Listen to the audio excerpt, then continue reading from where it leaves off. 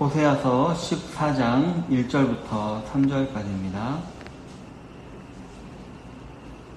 호세아 14장 1절부터 3절까지 다 같이 함께 읽도록 하겠습니다.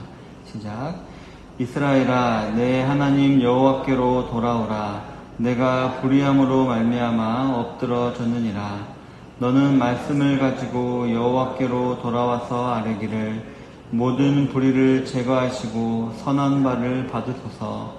우리가 수송아지를 대신하여 입술의 열매를 주께 드리리이다.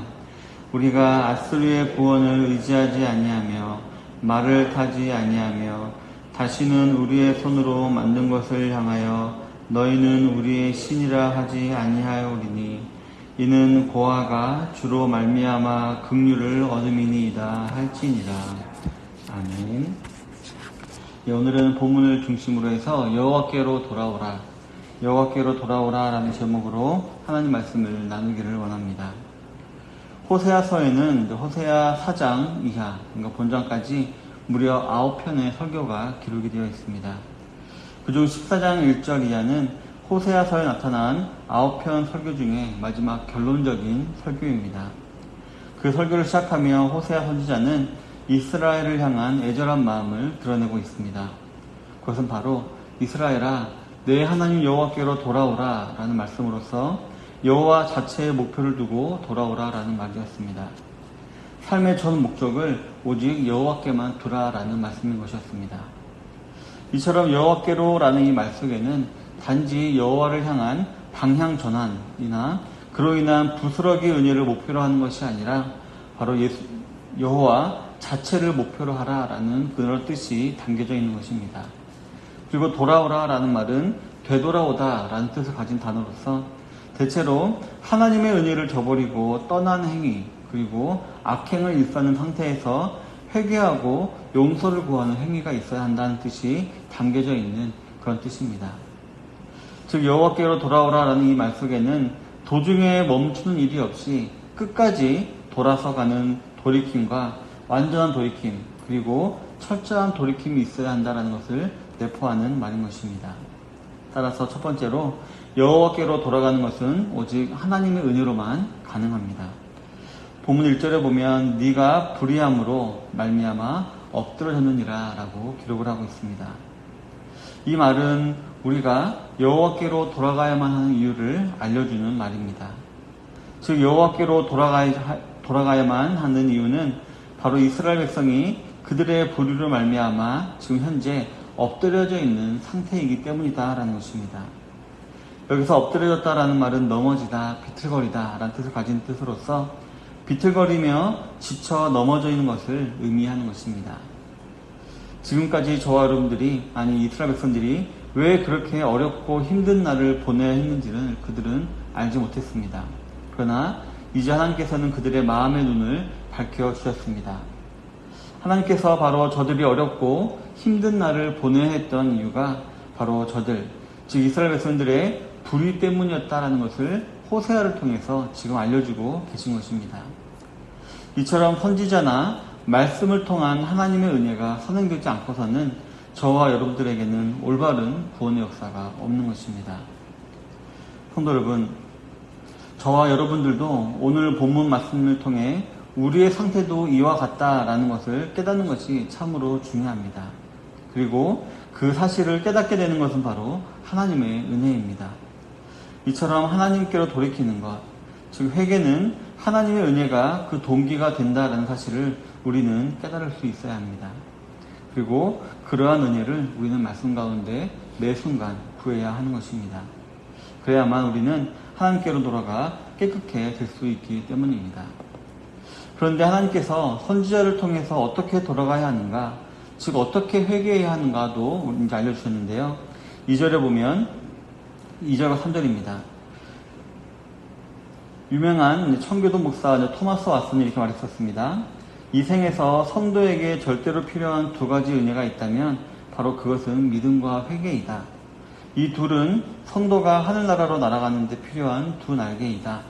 믿음과 회개는 열과 기본적인 수분이 육신 생활을 보장함 같이 영적 생활을 보존한다라고 말을 했었습니다. 따라서 우리가 어떻게 돌아가야 하는가? 바로 우리는 믿음과 회개를 가지고 가야 하는 것입니다. 누구라도 자기의 불의로 인해서 패망한다라는 사실을 알고서도 회개하지 않는 자는 아마 없을 것입니다. 이는 마치 가시채를 뒷발질하는 것과 같은 어리석은 행동이기 때문입니다. 물론 여기서 엎드러지는 것은 자기의 불의 때문임도 우리는 기억할 수 있어야 합니다. 그리고 하나님의 공의는 추워도 타협이 없는 것이기에 이러한 불의는 반드시 심판을 받게 되어 있습니다. 하지만 감사한 사실은 우리가 앞에서도 알아보았듯이 하나님께서는 우리에게 은혜를 베풀어 주시고 그 은혜로 말미암아 우리가 스스로 내가 불의했구나, 내가 잘못했구나라는 것을 알게 하신다는 것입니다.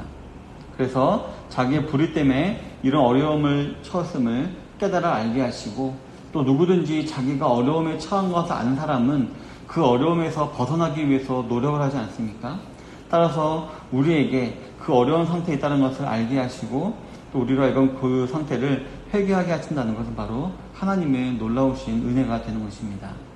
따라서 우리는 이러한 은혜가 우리에게 늘 임하도록 우리는 기도해야 하는 것입니다. 말씀을 읽을 때, 어딜 갈 때, 돌아왔을 때 항상 기도함으로 우리가 어떤 죄를 지었는지, 내가 어떤 상태에 있는지를 항상 깨달아 알게 해달라는 하나님께 기도하는 것이 참 중요한 것입니다.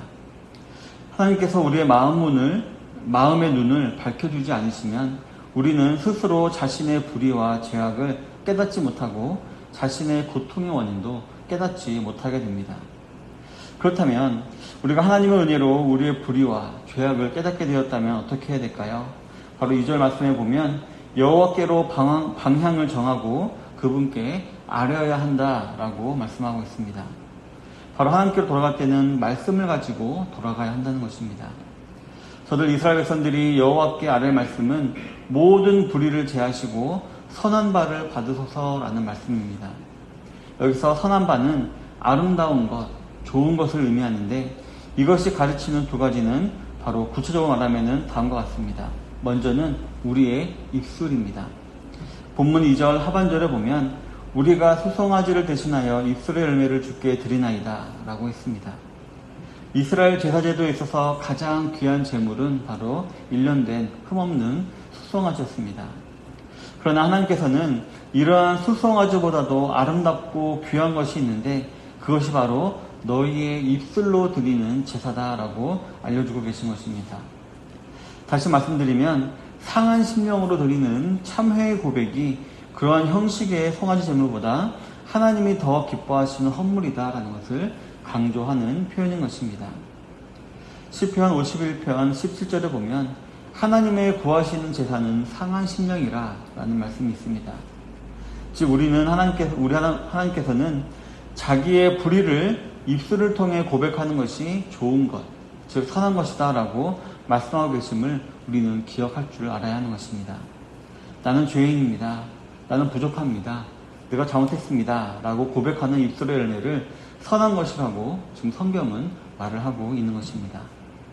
따라서 이러한 자신의 불의와 언약을 고백하는 입술의 열매를 가지고 하나님께 나아가야 할 것입니다. 회개할 때 이러한 입술의 열매가 없는 것은 진정한 회개가 아닙니다. 본문에서 말하는 선한 바 두 번째는 바로 우리의 서원인데요.